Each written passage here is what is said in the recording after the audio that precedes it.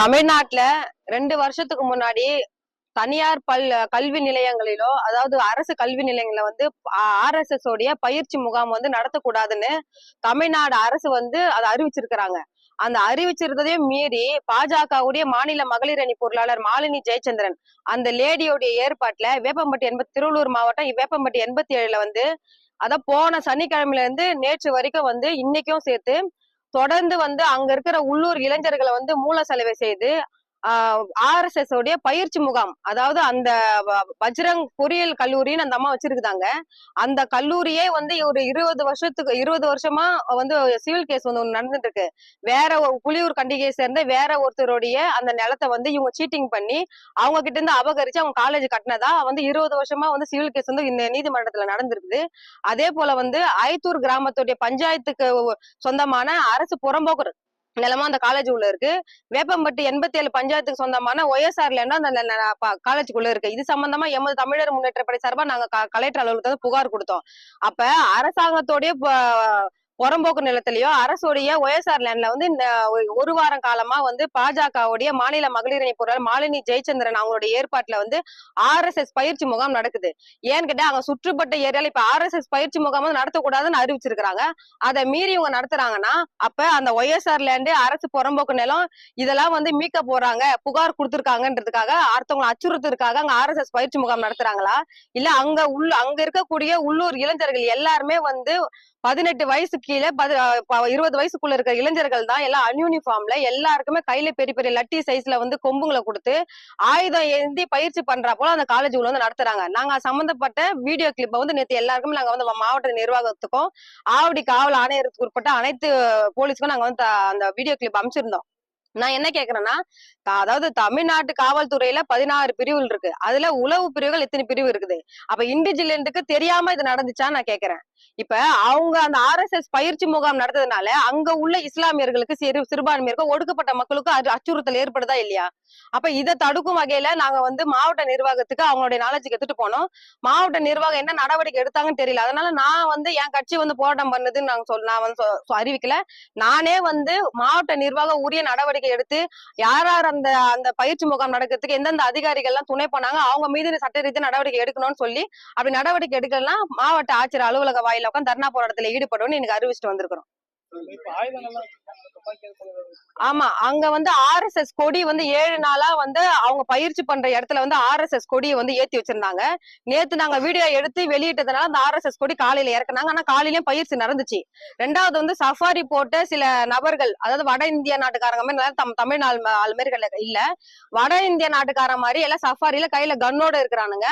அதே போல வந்து காக்கி டவுசர் போட்டுட்டு வெள்ளை கலர் பனியனை போட்டுட்டு எல்லார் கையிலயும் வந்து குச்சி மேல அதை லட்டி நம்ம காவல்துறை லட்டி போல கையில வச்சுக்கிட்டு அங்க பயிற்சி கொடுத்துட்டு இருக்காங்க. அந்த பயிற்சி கூட நார்மலா இப்ப நம்ம NCC கேம்ப்ல வந்து நம்ம இளைஞர்களுக்கு வந்து நம்ம படிக்கிற காலத்துல நானும் அந்த NCC கேம்ப்ல இருந்தவதான்.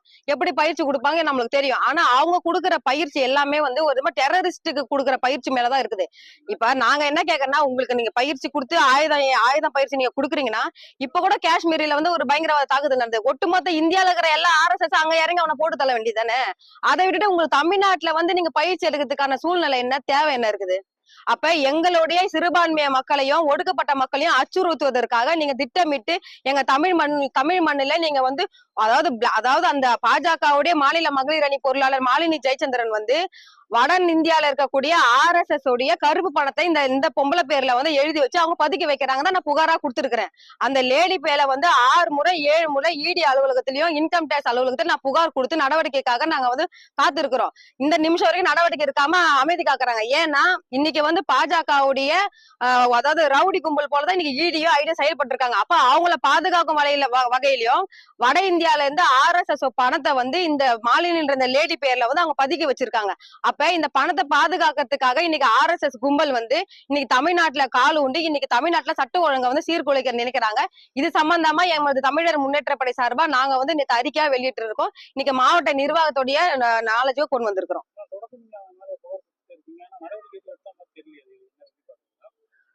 தொடர்ந்து வந்து அவங்க வந்து சாதாரண ஒரு 3 வருஷத்துக்கு முன்னாடிதான் பாஜகல அண்ணாமலை மாநில தலைவர் ஆனதுக்கு பிறகுதான் அந்த லேடிக்கு வந்து பாஜகல மாநில மகளிர் அணி பொருளாளர் பதவி கொடுக்குறாங்க. ஆனா அந்த லேடி 6 வருஷத்துக்கு முன்னாடி அந்த லேடி எப்படி இருந்துச்சு தெரியுங்களா? ஒரு சாதாரண டிவிஎஸ் எக்ஸல்ல மணலை திருடி வித்துன்னு இருந்த பொம்பளை. அதுக்கு அந்த அளவுக்கு வந்து ஒரு 10 லட்சம் தான் அவங்க சொத்து மதிப்பு இருந்திருக்கும். இப்ப அவங்க பேர்ல சொத்து மதிப்பு வந்து 5000 கோடி மதிப்பிலான சொத்து மதிப்பு இருக்கு. அப்ப அவங்களுக்கு வந்து பூர்வீக சொத்து கிடையாது, அவங்க ஜமீன் பாரம்பரியம் கிடையாது. அப்ப இவ்வளவு பெரிய காலேஜ் நீங்க கட்டுறீங்க, இவ்வளவு 1000 கோடி கணக்குல வந்து நீங்க 5000 கோடிக்கு மேல நீங்க சொத்து மதிப்பு உங்க பேர்ல இருக்குதுன்னா அப்ப உங்களுக்கு அந்த பணம் எங்க இருந்து வந்துச்சு? அத நாங்க வந்து வாய் வழியா சொல்லல. நான் வந்து அவங்க பேர்ல இருக்கிற எல்லா ஆவணங்களையும் அந்த பத்திரத்தையும் ஒவ்வொரு முறையுமா வெவ்வேறு கிராமத்துல வாங்கின சொத்து பத்திரங்களை இன்கம் டேக்ஸ் அலுவலகத்துல, அதுவும் வருவாய்த்துறை புலனாய்வுத்துறை இயக்குனரை நேர்லயே சந்திச்சு அவங்க கிட்ட நான் புகார் கொடுத்திருக்கிறேன். அந்த அதிகாரிகளே என்ன சொல்றாங்க, அரசாங்கம் அதாவது சென்ட்ரல் கவர்மெண்ட்ல பிஜேபி மாறினா கண்டிப்பா இந்த புகார்களுக்கு நடவடிக்கை எடுக்கணும் அந்த அதிகாரியே சொல்றாரு. அப்ப சொல்றாரு, இது நான் இன்னைக்குதான் சொல்றேன், நான் வெளியே சொல்ல, ஏன்னா சொன்ன விசாரணைக்கு தடைப்படணும். ஆனா இப்ப RSS கும்பல் வந்து பயிற்சி வந்து அந்த காலேஜ் அந்த லேடியோட காலேஜ்ல இறங்கி நடத்துறாங்கன்னா அப்ப RSS உடைய பாதுகாப்பு பாஜகவுடைய பாதுகாப்போட தான் இந்த லேடி செயல்படுது. அப்ப அவங்களுக்கு வந்து இன்னைக்கு பிளாக் மணி வட இந்தியால இருந்து கருப்பு பணத்தை எடுத்துட்டு வந்து இந்த பொம்பளை பெயர்ல வச்சு இன்னைக்கு வந்து RSS வந்து இங்க பயிற்சி எடுத்து இன்னைக்கு தமிழ்நாட்டுல சட்ட ஒழுங்கு சீர்குலைக்கிறதுக்கு இவங்க திட்டம் திட்டுறாங்கன்னு தான் நாங்க சொல்றோம். இன்னைக்கு மாவட்ட ஆட்சியர் அவர்கள், அதாவது இன்னைக்கு காவல்துறையினர் வந்து பேசுறதுக்கு கூப்பிடுறாங்க. PA ஜெனரலை பார்த்து நேரா பேசுறோம். அவங்க நடவடிக்கை எடுத்தாங்கன்னா நான் போராட்டம் பண்ண வேண்டிய சூழ்நிலை இல்ல. ஏன்னா அரசாங்கம் வந்து கோரிக்கை வச்சா நிறைவேற்றுற அரசாங்கம் தான். நாங்க அரசாங்க நாலேஜுக்கும் நேற்று நாங்க அறிக்கை வாயிலா தெரிவிச்சிட்டோம். அதனால எனக்கு சம்பந்தப்பட்ட அந்த காலேஜ் அந்த இடம் கொடுத்தவங்க அதை நடத்தினவங்க அது உறுதுணையா இருந்த எந்த அதிகாரி உறுதுணை, ஏன்னா வருவாய்த்துறை தாசில்தாருக்கோ இல்ல அந்த வில்லேஜ் விஓக்கோ தெரியாம அங்க வந்து பயிற்சி முகாம் நடக்க வாய்ப்பு கிடையாது. அப்ப அந்த அதிகாரிகள் மீது வந்து அவங்க நடவடிக்கை எடுக்கணும்ன்றதுக்காக நாங்க பேசுறோம்.